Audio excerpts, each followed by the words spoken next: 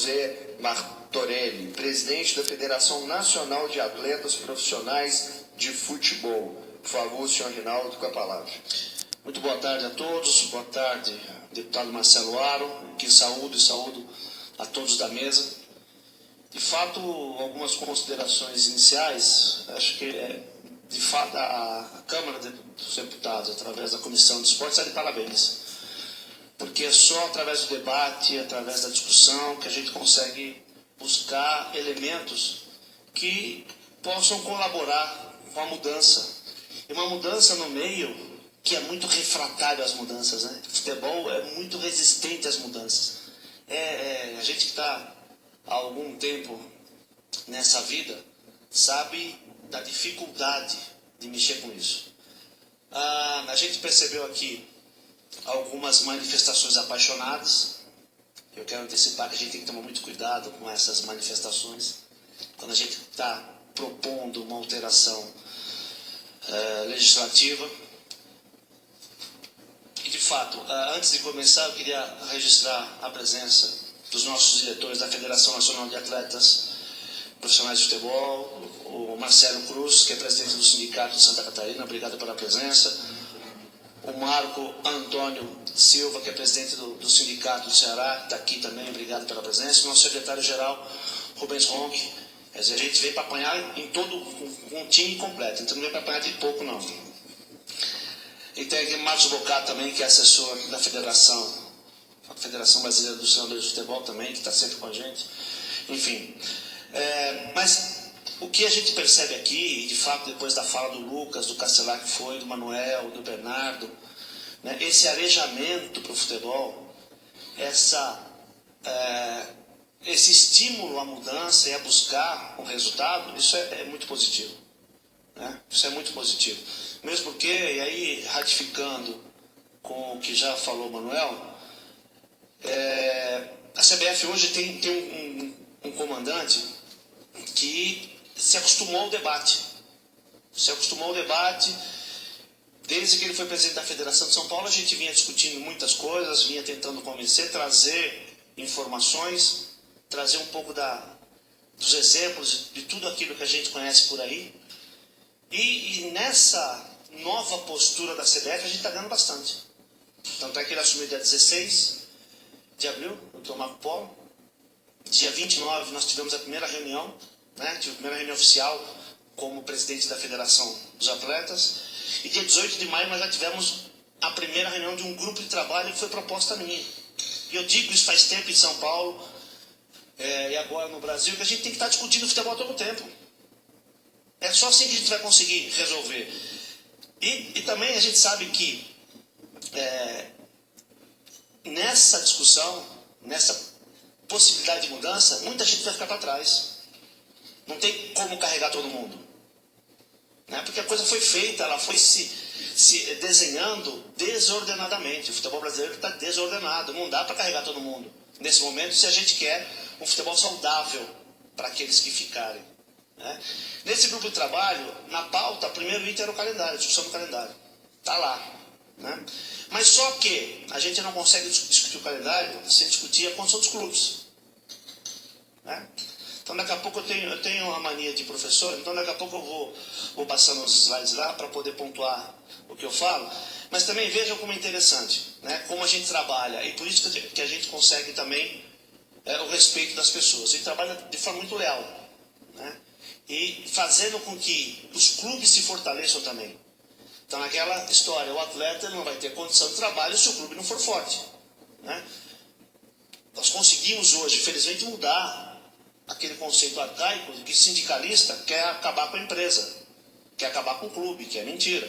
Então, dentro disso, e essa é uma informação importante para esse debate, que está pendente, 2013 nós temos aquele problema do acúmulo de jogos de alguns clubes. Não sei se o Manuel estava lá já. Então, e aí tentei discutir com o presidente Marinho. Episódio Santos-São Paulo? São Paulo Internacional. Tentamos discutir com o presidente Marinho e com o vice-presidente na época, o Dr. Marco Polo. Disse: a gente não consegue fazer nada porque tem uma grade de televisão. E eu sinto a ausência da Globo aqui, tá? A Globo tinha que estar aqui Está aí o Bernardo representando hoje uma emissora que vem pungente aí, mas a Globo tinha que estar aqui. Então, o que a gente fez? Como sempre faz, pela representação dos atletas e cumprindo o nosso dever de função, entramos com uma ação judicial e temos uma sentença favorável, que a juíza manda a respeitar um intervalo de 72 horas entre uma partida e outra para o atleta. Ela só não está valendo ainda porque está ainda com os prazos de recursos, de embargo. Então tem uma sentença aí que precisa ser discutida e a gente quer negociar isso com a CBF, porque há toda uma negociação em curso, né? Uma convenção nacional, coletiva, enfim, tem muita coisa que a gente tem discutido e tem certeza que vai auxiliar, com a nossa participação, vai auxiliar para a reorganização do futebol. Lindenberg, por favor, você que sempre me ajuda. Isso é um pouco da experiência que a gente tem. Eu sou um ex-atleta que inclusive passei aqui pelo Esportivo de Passos, uma passagem rápida, né? Joguei nas 5 regiões do país, então a gente conhece um pouquinho, enfim, e tem uma história aí dentro do sindicalismo. Eu assumi o sindicato ainda atleta, né? E a gente procura cada vez mais estudar e melhorar para poder representar a categoria. Por favor, Lindenberg. Pois bem, aí que está, questões para esse debate aqui, né? E acho que é importante. A gente tem excesso de jogos ou escassez de jogos? Quantos clubes têm excesso e quantos têm escassez? O desgaste do jogador. O clube pode ou não pode participar? A janela de transferência influencia nesse debate? Devemos seguir o modelo europeu para o nosso calendário? O que é mais importante? Os estaduais, os regionais ou os nacionais? A emissora que paga os direitos de transmissão privilegia alguns clubes? A gente está sempre escutando isso, né? Por favor, Lindenberg. O acesso e descenso é uma questão importante nessa discussão. A CBF tem obrigação de custear os campeonatos? É importante considerar as orientações da Conmebol e da FIFA? Discutir e organizar o calendário. Para que tipo de clube? Que clube pode participar? Qual é a base para essa discussão? Resultados do Brasil? Mudança do calendário resolve o problema? Então, a gente começa por aí. Pode passar. Eu trouxe um pouco da questão que o Manuel colocou lá, as datas. Né? Porque como eu sou muito visual, eu preciso estar olhando para poder entender cada vez mais. Então, eu coloquei o calendário lá e todas as datas estão aí. 38, 19 para os estaduais, 38 para os nacionais da Série A e da Série B, e assim vai. Né? A previsão dos jogos amistosos organizados pela FIFA, Libertadores, os regionais, está tudo aí, está tudo bonitinho. Por que o calendário é um problema? Aí que está, aí começa a história. Nós temos excesso de jogo, para quem? Quantos clubes o ano passado, que no final do ano, e é sempre no final do ano, porque no começo ninguém reclama, né? Quantos clubes no final do ano reclamaram que tinha muito jogo? Quantos? 3 clubes no Brasil. E aí vem aquela discussão. O Zé falou muito de jogador, eu vou falar um pouco do treinador agora. Vou dar um troco nele. Aí o time começa a se desmontar, começa a ter problema físico. Aí vem a reclamação, o calendário é uma porcaria. Mas esse treinador, ele não teve a condição de sentar com o diretor e falar, do jeito que está, a gente não consegue organizar. Né? Aí a gente tem outro lado lá, tem a escassez de jogos. Tem a escassez de jogos lá. E como é que a gente monta esse calendário? Os estaduais são importantes? Na época que eu jogava, era importante. Era muito importante. O estadual, ele tinha 6 meses. E outros 6 meses o brasileiro. Que também tinha 96 clubes do brasileiro. Mas esse modelo é possível? Lógico que não. Não é mais. Né? Naquela época, eu lembro da minha fase, 10 anos, eu era louco para ir no estádio ver o jogo. Hoje os meninos com 10 anos, eles têm interesse. O mundo está mudando. Se a gente não perceber essa mudança no mundo, eu posso ser muito filosófico, né? Muito utópico, mas se a gente não perceber essa mudança no mundo para aquilo que a gente quer, não adianta nada. Na minha época, assistir um jogo na televisão era duro. Hoje tem 8, se eu não me engano, 8 ou 9 emissoras especializadas só em esporte 24 horas por dia. Pô, tem jogo do campeonato americano, pelo amor de Deus. Campeonato norte-americano. Umas coisas feias de ver. Coisa horrorosa de ver. Jogo do campeonato holandês, coisa horrorosa de ver. Pô, pelo amor de Deus. E a gente compra isso. E as nossas crianças absorvem isso. As nossas crianças são hoje, se você pegar nas classes A e B, dos meninos de 10, 12 anos, só tem torcedor do Barcelona, do Manchester, do Milan, do Real Madrid. Por quê? Porque nós consumimos isso, passou, mudou todo um quadro. E a gente vai continuar com essa mesmice. Ah, mas o calendário tem muito jogo, tem pouco jogo. Né? E a ideia do Lucas, esse arejamento eu falei, é importante, mas vamos ver lá. Disputa toda rodada. Eu acho legal. E o clube que fica para trás? Será que é legal? O cara vai montar um time, vai ficar para trás com 2 rodadas, 3 ou 4 rodadas, será que ele monta time? Ó que loucura, você estava falando, estava pensando. Dá para considerar ou não? Teve um ano que a CBF, há bastante tempo atrás, a CBF queria fazer a Série D mata-mata. Mas o Ricardo Teixeira não nos atendia. Né? Que é a diferença principal da realidade que a gente vive hoje. Mas eu gritei muito, como é que o clube vai montar um time com um contrato mínimo de 3 meses para uma semana de campeonato? Então tem algumas coisas que são muito incoerentes. A buscar coerência não vai ser fácil. No começo, se a gente está disposto a mexer, está todo mundo disposto a mexer, e tá, eu sei que a CBF está, eu converso bastante com o Dr. Marco Bola, com todo mundo, enfim. E a gente também está aí para ajudar. Se está disposto a mexer, vai ter que ficar a gente para trás. Não vai ter como, por favor. Já? Bom, é justo que o jogador pague essa conta? Lógico que não. O que a gente defende? A integridade física. Dever de função, né? Decorrente da lei, a gente defende a integridade física e aí a gente pode se meter. O resto não, o resto... Né? Férias, por exemplo. A maioria acho que não sabe aqui, mas as férias, elas só são respeitadas hoje num período de 30 dias por uma ação judicial do Sindicato de São Paulo, em 2004. A CBF foi obrigada a incorporar no campeonato. Pré-temporada, a gente vem discutindo há muito tempo com o Marcelo Pinto, da Globo, a necessidade dessa extensão de 30 dias. Por quê? Porque é bonito isso? Não. A fisiologia que fala. O intervalo entre os jogos, ele é necessário por quê? Porque há a recuperação mínima de 66 horas. Então não venha com jogo de terça e quinta, porque não dá. A gente tem que aí se meter de forma mais agressiva.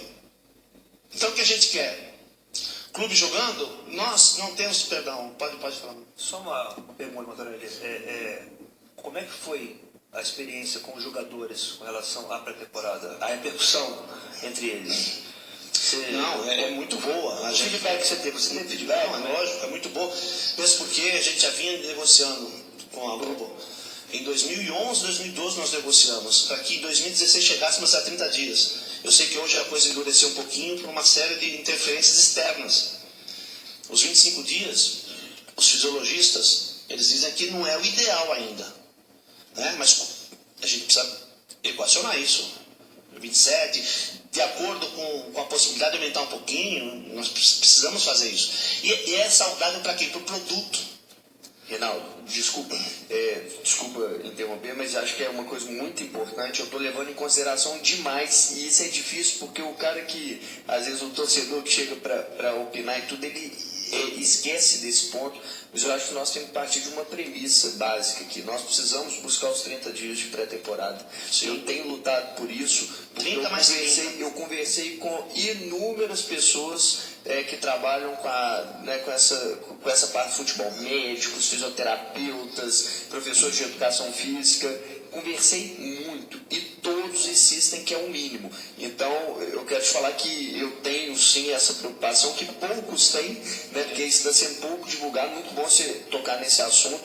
muito bem lembrado, para que as propostas que cheguem até nós também considerem a pré-temporada, porque se você não tiver uma boa pré-temporada, a chance de lesões com 2, 3 meses de campeonato e durante todo o ano, ela aumenta muito. E última coisa, Reinaldo, eu queria assim, ouvi-lo exaustivamente, está trazendo inúmeras informações que até extrapolam um calendário, que eu acho que é importantíssimo para a comissão. Eu só estou um pouco preocupado com todos aqui da mesa também pedir, porque ainda tem inscritos da plateia para falar e nós temos até o horário de 4 horas para encerrar. Então, se a gente puder, na medida do possível, tentar ser mais objetivo, todo mundo, aí dá para as considerações finais. Eu também queria ouvir e ainda ouvir a plateia. Claro, fica à vontade.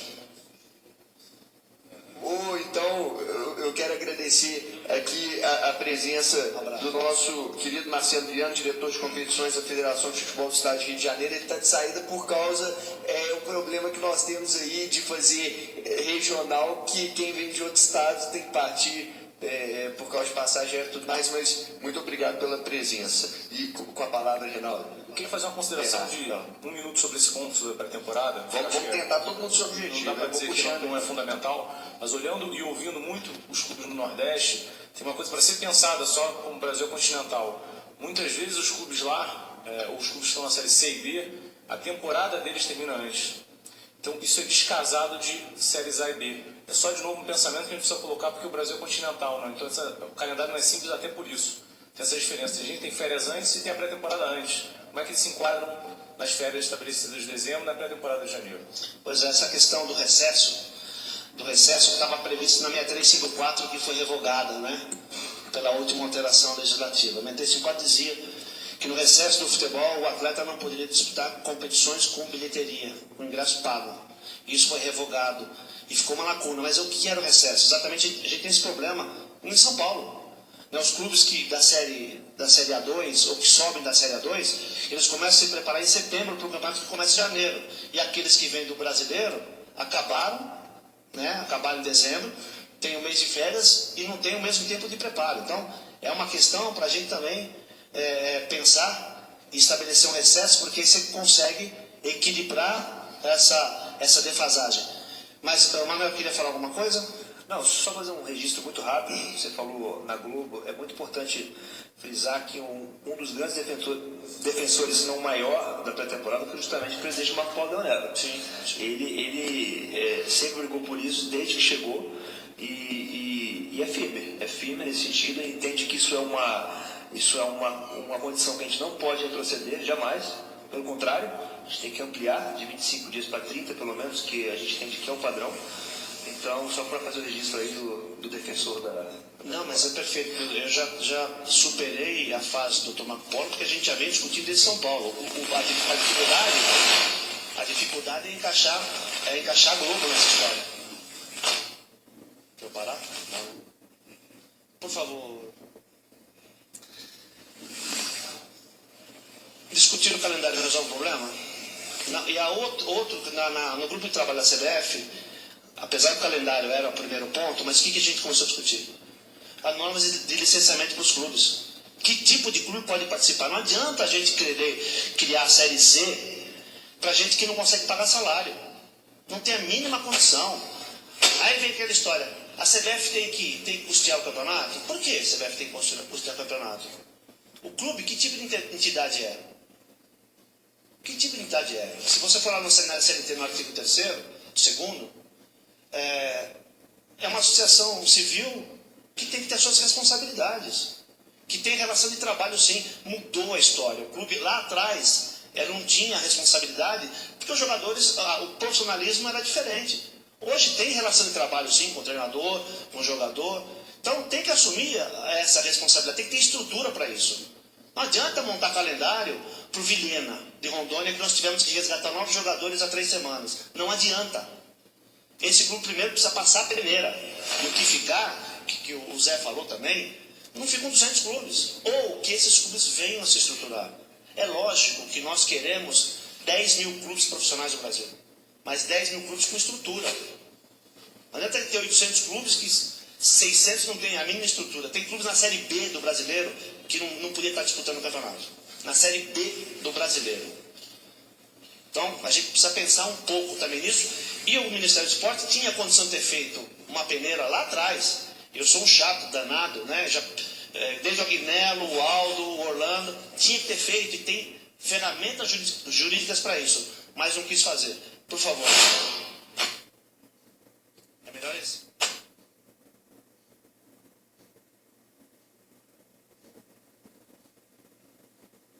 Ah, português. Aí. Olha lá, vejam só, lá, o Icasa, por exemplo. O Icasa, mais do que calendário, queremos salários em dia. Foi uma manifestação que nós organizamos para mostrar para o público a importância da estrutura dos clubes. Né? A gente quer isso? Lógico que não. Passa, Lindenberg, por favor. O primeiro WO no futebol brasileiro foi lá no Grêmio Barueri. E nós, o Sindicato de São Paulo, negociou 2 meses tentando evitar esse tipo de coisa. A gente quer isso? Não. O sindicato não defende isso. O jogador quer jogar, o jogador não quer ficar de greve. Mas não dá também. A condição ela fica extrema, o jogador tem que se manifestar de alguma forma. E foi essa forma que nós arrumamos. Nós não, que eles optaram por fazer. Por favor, Lindenberg. E esse então, o que está acontecendo demais no futebol, deputado Marcelo Aro? Demais. Clube sem estrutura e entrega na mão de qualquer um. E esses caras, como o sonho de jogar futebol é vendável, é muito fácil, esses caras estão tomando dinheiro de gente. Eu recebi uma mãe, há 2 semanas atrás, que um clube de São Paulo, eu não vou ser antiético, mas um clube de São Paulo, com um certo prestígio nacional, teve gente lá dentro que tomou R$16.200 dessa mãe, dizendo para ela que para o filho ser profissional, ele tinha que pagar uma série de taxas lá, e era só dessa forma que ele conseguiria ser profissional. E essa mãe fez um empréstimo e deu esse dinheiro pro cara. Só que ela está desesperada porque o marido não sabe. E ela quer reaver o dinheiro. Então a gente precisa acabar com esse tipo de coisa. Isso aí foi um caso lá no Rio Grande do Sul, que o atleta, além de jogar e pagar as taxas, ele tinha que pagar a alimentação para jogar. Enfim, eu vou... Por favor, né? A CBF já falei, né? O clube tem que ter responsabilidade. Peraí, né, também não vai, tudo bem, né? A CBF tem a obrigação de buscar o campeonato, já disse que não tem mesmo, tem que organizar. É lógico, se ela tiver uma rentabilidade com isso, não custa, mas eu não vejo obrigação, essa coisa de todo mundo é coitadinho, clube, atleta, não tem coitadinho nessa história. Precisa parar com essa posição. Que é mais importante, estaduais, regionais ou nacionais? Aí aconteceu um fato agora esse final de semana, até discutindo com o presidente do Sindicato do Ceará. O Ceará está reclamando porque não vai conseguir disputar a Sul-Americana, né? Mas qual é a fundamentação do presidente do Ceará? Eu acho justa, mas é que ele não consegue enxergar o todo, porque ele está perdendo $150 mil. Só que ele vai lá e disputa a Sul-Americana paralelamente com a Copa do Brasil, perde as 2 competições, no final vai falar o quê? O calendário não me ajuda, o calendário é uma porcaria. Né? E com R$150 mil ele não consegue bancar, ele não consegue ter uma estrutura financeira para jogar as 2 competições. Mas enfim, por favor. Fonte de receita, lógico que aí é questão da emissão. Desculpa eu te interromper novamente. Nós vamos ter, como eu disse, 5 ciclos de debate. Eu gostaria de convidar para o próximo ciclo. Mas em Belém eu não consigo ir, só no outro eu vou.